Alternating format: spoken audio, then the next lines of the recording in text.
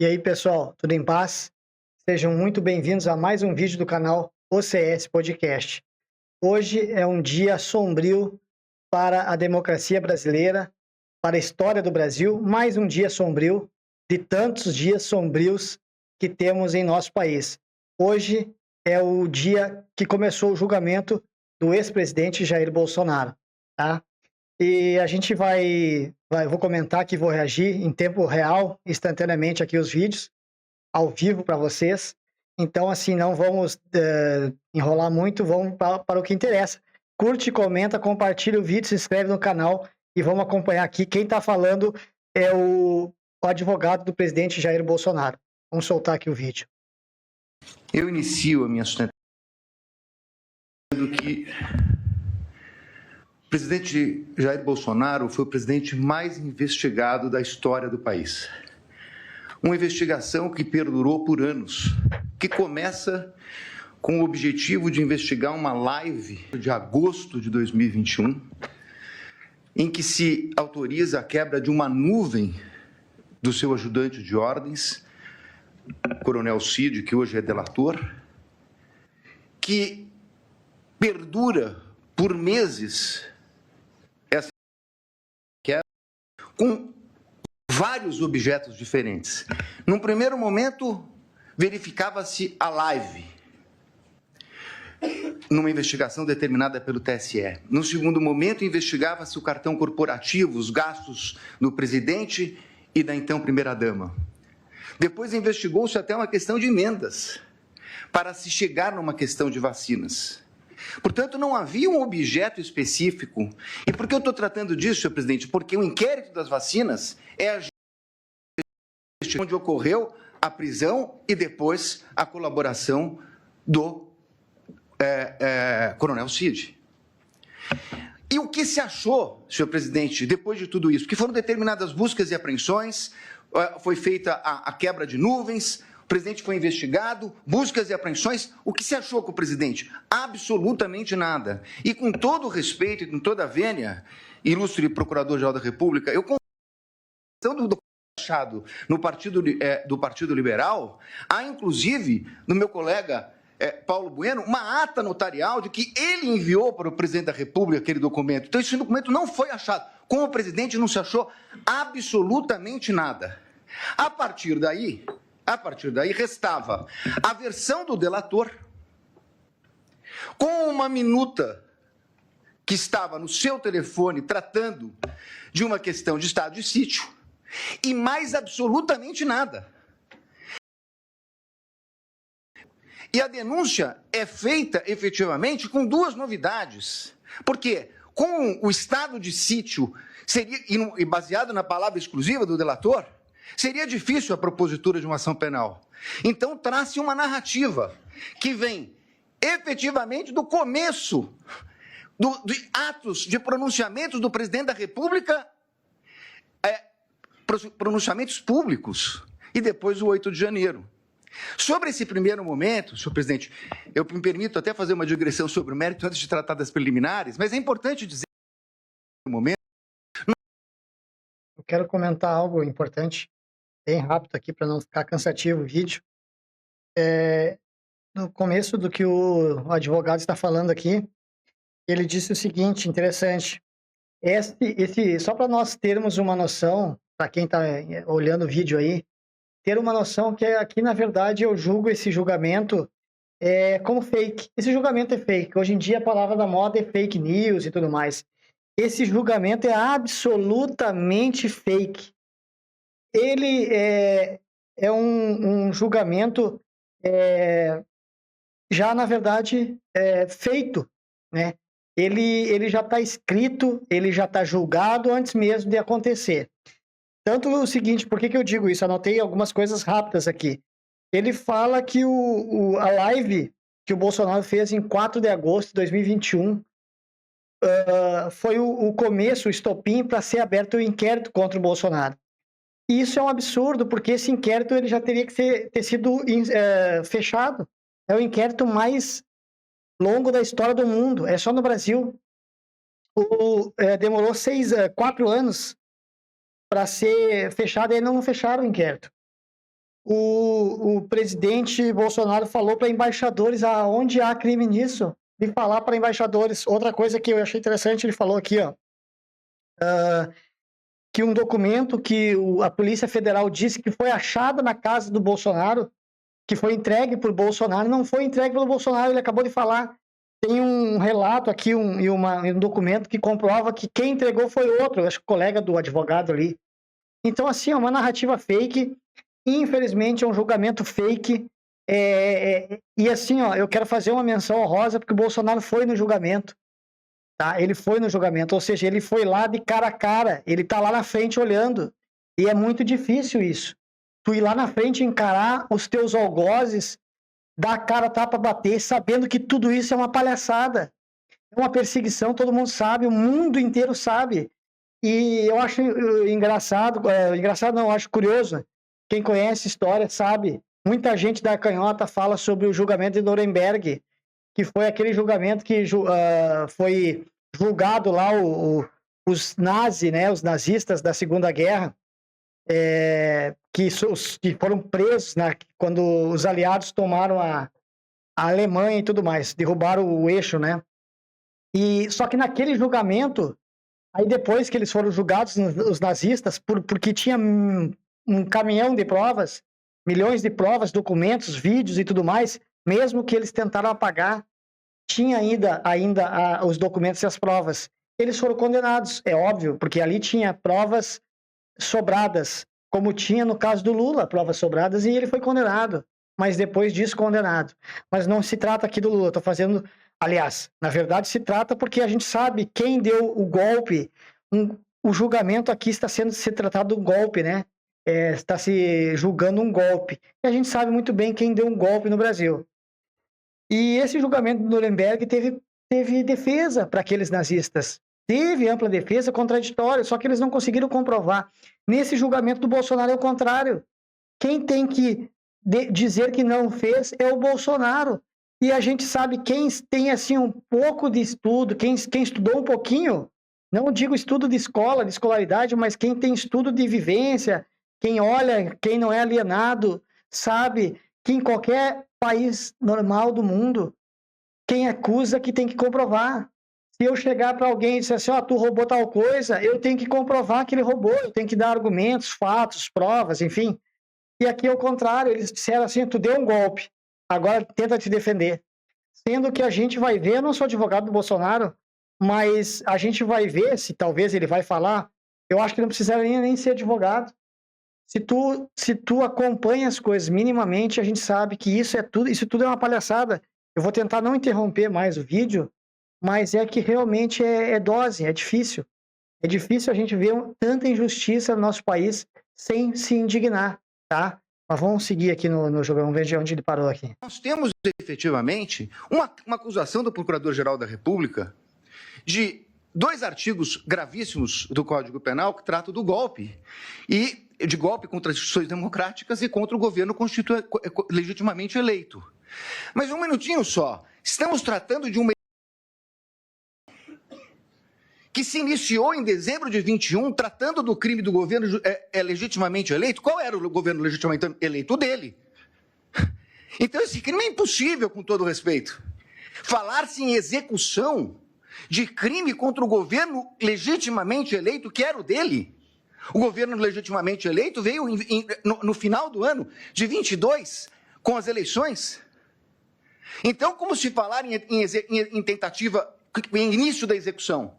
E mais, como se falar em início de execução por pronunciamentos de live, quando os 2 tipos penais têm elementares do tipo a violência ou a grave ameaça? Não existia violência nem grave ameaça. Então é impossível falar dessa execução. Como eu disse, é porque não existia nenhum elemento. Então começa uma narrativa a respeito de pronunciamentos públicos, para terminar no 8 de janeiro. No 8 de janeiro, que nem a Polícia Federal, que utilizou, como lembrou meu colega, mais de 90 vezes a expressão possivelmente, que não havia certeza, nem a Polícia Federal, que se utilizou dessas possibilidades, afirmou a participação. Não há um único elemento, nem da delação. Aí me criticam porque eu digo que a delação não vale nada e estou dando... Óbvio, porque nem o delator que o acusou fez qualquer relação dele com o 8 de janeiro. Não há uma única evidência a esse respeito. Portanto, apresentou-se uma denúncia. Com essas duas circunstâncias, e eu não tenho tempo, senhor presidente, tenho que falar rapidamente, mas essa denúncia, quando veio, o ilustre Procurador-Geral da República liberou 8 PETs no dia da apresentação da denúncia. Ele foi intimado, meu cliente, um dia depois. Bem rápido aqui. PETs, quando ele fala PETs, significa petição, tá? Para quem não entendeu, PET é a petição, que é a folha que o advogado faz ali, a petição para o judiciário. Interessante, possivelmente ele roubou tal coisa. Isso não é o bastante para condenar alguém. Possivelmente ele é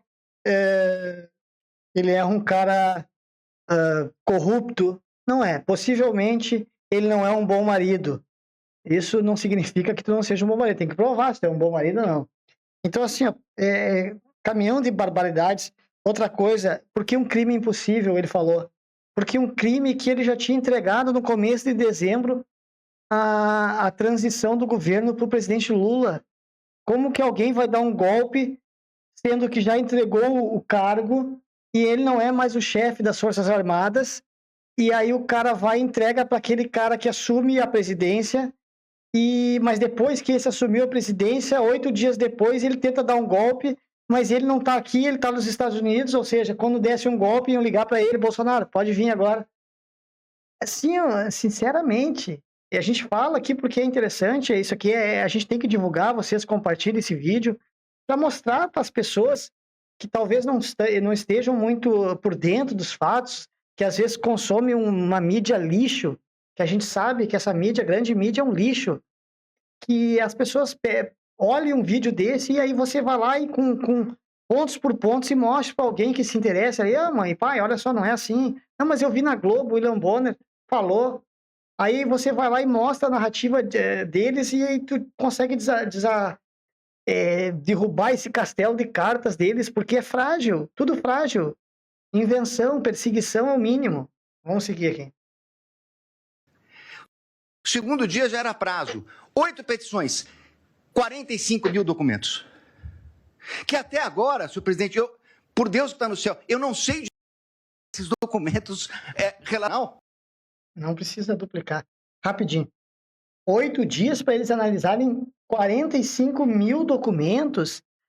Isso é um escárnio, isso é uma brincadeira. Eles têm requintes de crueldade. Esses caras, além de eles serem tiranos, eles brincam, eles debocham. O comunista é assim. Ele é sádico. Olha um vídeo que eu coloquei no canal falando sobre o Janones. Eles todos têm o mesmo perfil. Sádicos. 45 mil documentos em 8 dias para analisar. Não existe, isso é humanamente impossível, pelo amor de Deus. Que defesa que vai conseguir analisar documentos assim? Essas 8 petições eu não consegui sequer relação, são 45 mil documentos. Na verdade, é um quebra-cabeça que foi, na verdade, exposto à defesa.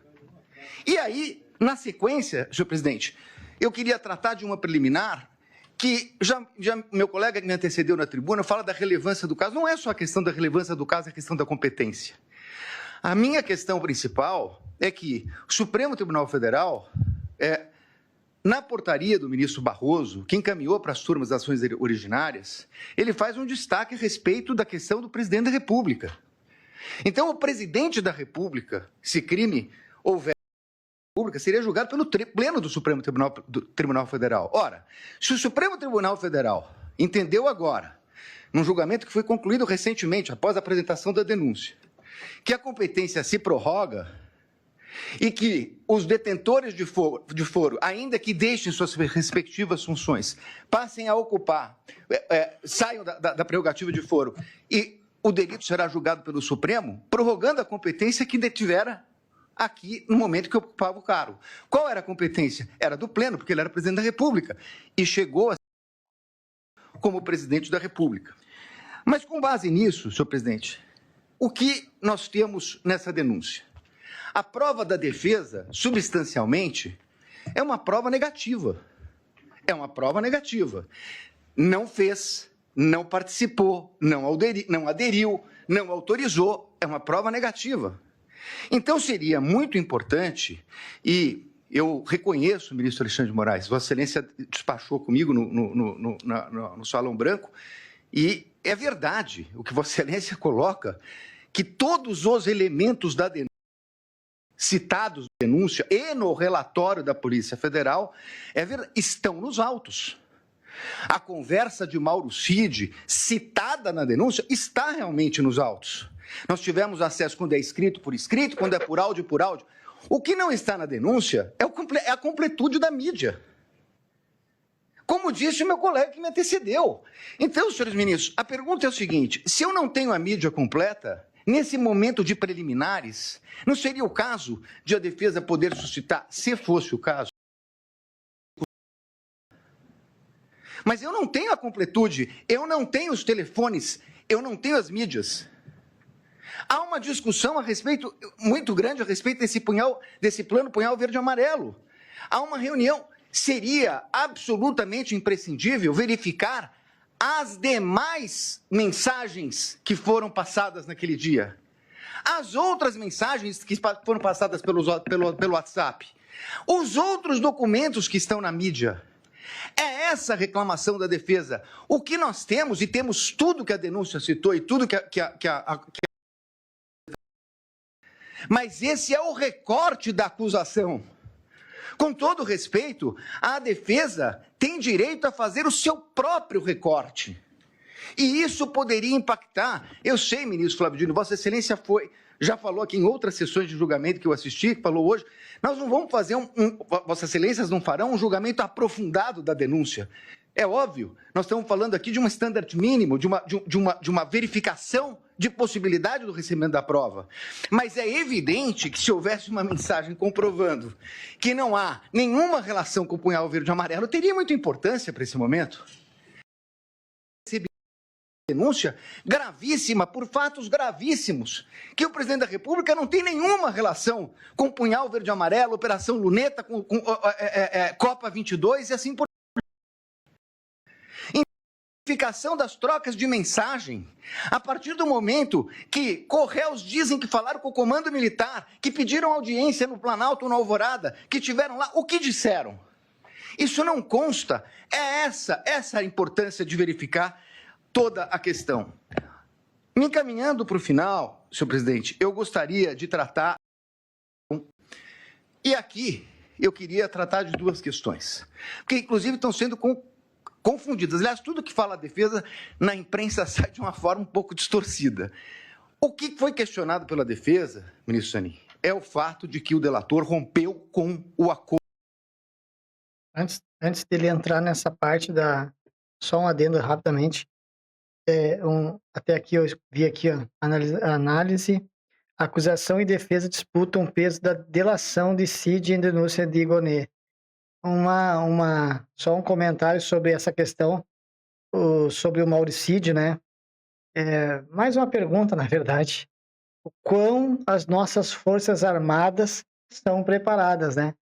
Felipe Martins ficou preso um grande tempo e é civil e não fez nenhuma delação premiada, porque não existe, não. Falou que não ia fazer nada. Tentaram fazer a mesma coisa que fizeram com o Mauro Cid e com o Coronel Mauro Cid, e ele já falou várias coisas, falou uma coisa, depois falou outra, depois falou não sei o quê. Eu sei, não estou dizendo que eu não entendo que ele foi ameaçado, tudo bem, mas o Felipe Martins também foi ameaçado. Nessas horas que a gente separa os homens dos meninos, né? Felipe Martins foi ameaçado a família, e ele, como homem, foi lá, firmou e está solto. Acho que voltou a ser preso novamente, não lembro. Só que ele não inventou nada. E esse cara, Mauro Cid, coronel do Exército, preparado, tem curso de um monte de coisa, curso de caveira, montanha, enfim, não me lembro agora. Tem um curso de, tipo assim, para guerra. E aí o Alexandre de Moraes conseguiu fazer com que ele falasse um monte de coisa e eles estão tudo se baseando ilegalmente, a gente sabe, até porque mesmo que ele tenha falado um monte de coisa, ele não falou nada. Mas mesmo assim ainda tem algo que eles puxam para o lado deles, inventam e distorcem mas é só isso que eu queria falar, no sentido assim, ó, que baita coronel, né? O Exército também, algumas, não estou dizendo todos, né? Mas esses aí, decepcionam cada dia mais, né? Vamos soltar aqui. A revista Veja. Diz ele que foi um desabafo. É estranha essa expressão desabafo, porque no desabafo ele diz que não tinha voluntariedade. Isso não é um desabafo. Na versão dele atual, isso teria sido uma mentira. Mas vai lá. Falou com o primo, com o irmão, com o cunhado. Senhor presidente, a lei não autoriza o delator, o contrato de colaboração, não autoriza o delator a falar nem com o irmão, nem com o cunhado, nem com a mãe. Não autoriza. Ele, inclusive, estava proibido até de ter contato com o pai, salvo engano mesmo, a partir de um determinado momento, que era investigado. Se ele falou com o cunhado, e se isso foi vazado, essa é uma responsabilidade dele. Dir-se-á, mas essa é uma questão formal. É verdade, uma questão formal. Só que mais adiante, uma questão de que a Polícia Federal diz que ele mentiu, omitiu e se contradisse. E aí, senhores ministros, essa é a minha maior crítica, a questão da delação. Por quê? O Supremo Tribunal Federal, num voto de grande detalhamento do ministro Dias Toffoli, diz o seguinte: delação é um meio de prova. O delator conta uma história, as autoridades buscarão as provas de corroboração. E só assim ela pode. O que aconteceu nesse caso? Ele falou, segundo a Polícia Federal, ele mentiu, omitiu e se contradisse. E então, há uma audiência para que ele tivesse oportunidade de se corrigir. Mas aí, com todo respeito, porque, na verdade, não é o Estado que foi buscar as palavras de corroboração dele. O Estado foi buscar as provas de corroboração do que ele disse. É o contrário. O Estado trouxe indícios e ele se adequa aos indícios trazidos pelo Estado. É completamente o inverso. Com todo respeito, ministro, é o inverso. O delator tem que falar e o Estado tem que trazer as provas para condenar alguém. O que aconteceu aqui é que ele falou, mentiu, e o Estado tinha indícios, e aí ele se adequa ao Estado. E aí, com todo respeito, vem a denúncia do seguinte, inclusive, o colaborador nessa corroborada pela Polícia Federal. Não, desculpa, ele não foi corroborado pela Polícia Federal. É o colaborador que corroborou a versão da Polícia Federal. É exatamente o inverso disso. E numa audiência que se traduziu numa coleta de provas. E essa é a insurgência da defesa. Porque, nesse momento, essa coleta só poderia ser feita, com todo respeito, pelo procurador, pela polícia, e não pelo Poder Judiciário.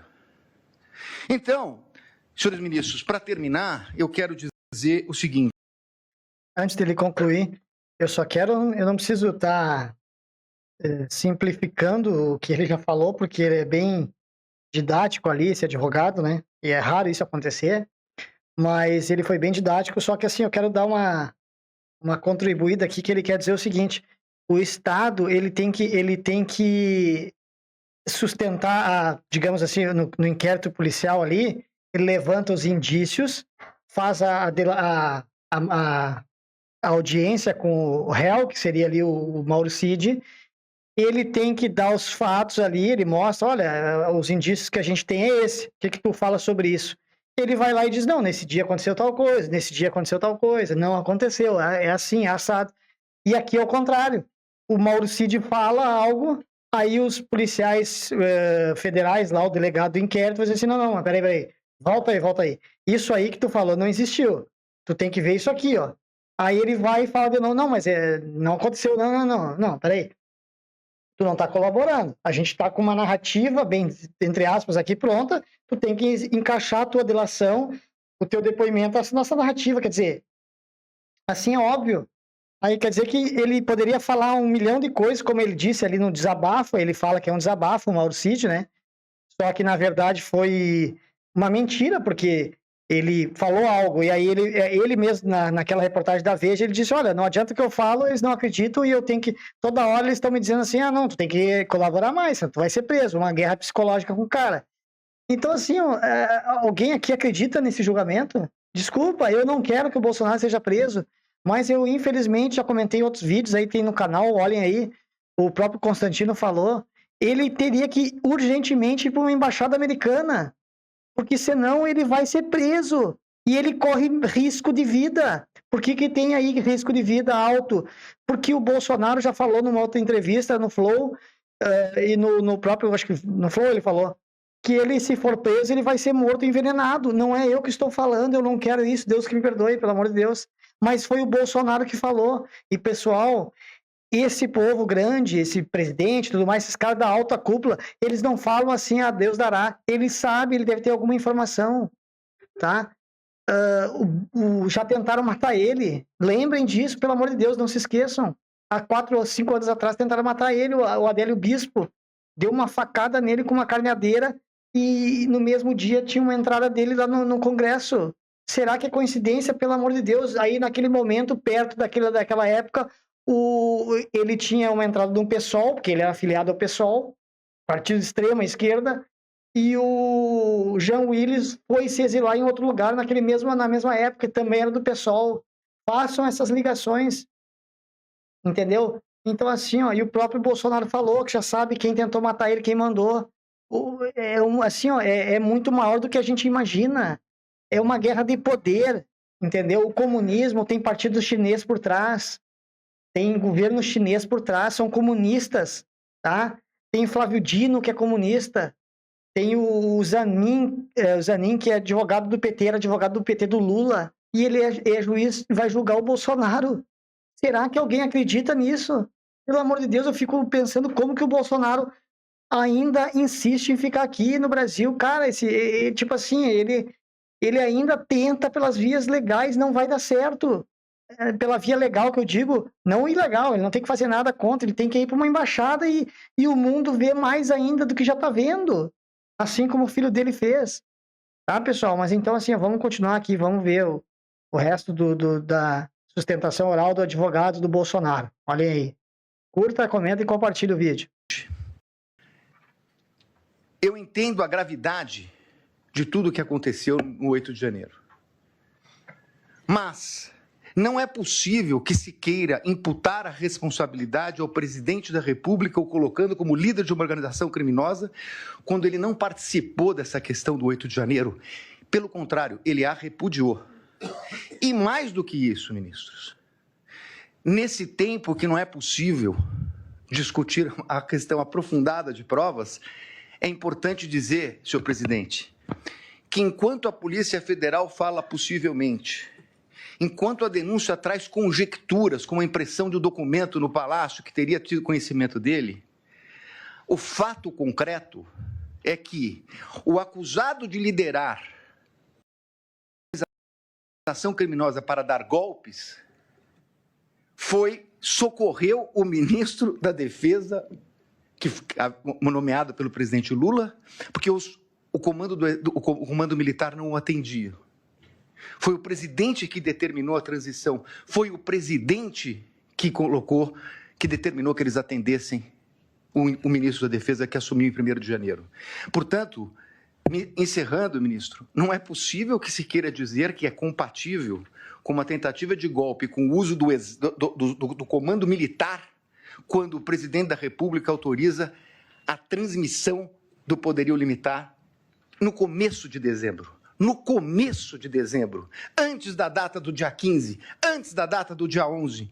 E, portanto, senhores ministros, eu ratifico as nulidades que foram colocadas na minha peça, apreciada por Vossa Excelência. Agradeço pela atenção. Muito obrigado, senhor presidente. É interessante, né? Um parênteses aqui que está aqui na própria página da CNN, né? Isabel Mega. Análise. STF atua por ambiente controlado ao deixar bolsonaristas de fora de sessão.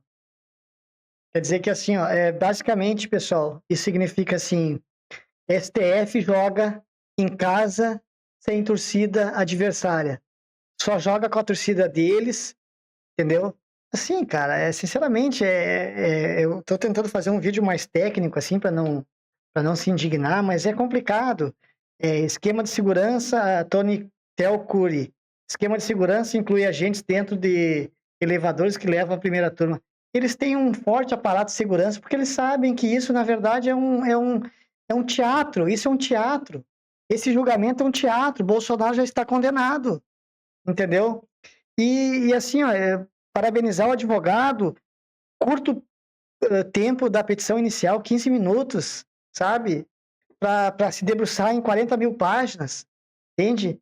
Em 15 minutos ele conseguiu falar vários indícios que a gente pode fazer, eu posso fazer uma live de 12 horas aqui, tá? Falando sobre os indícios do que ele não fez. A gente tem vídeo no canal sobre quem deu o golpe. Então, assim, ó, vou concluir esse vídeo e vou concluir esse vídeo no canal. E mais tarde a gente vai postar outros vídeos ao vivo, porque assim, ó, para vocês conseguirem prestar mais atenção só nesse vídeo, estudarem ele, porque isso aqui é resumido, mas é muito importante. Voltem o vídeo, estudem sobre isso, compartilhem, comentem o vídeo, se inscrevam no canal. Infelizmente, o futuro do Brasil o Brasil hoje está sendo condenado, tá? Ao fracasso, ao comunismo, ao socialismo.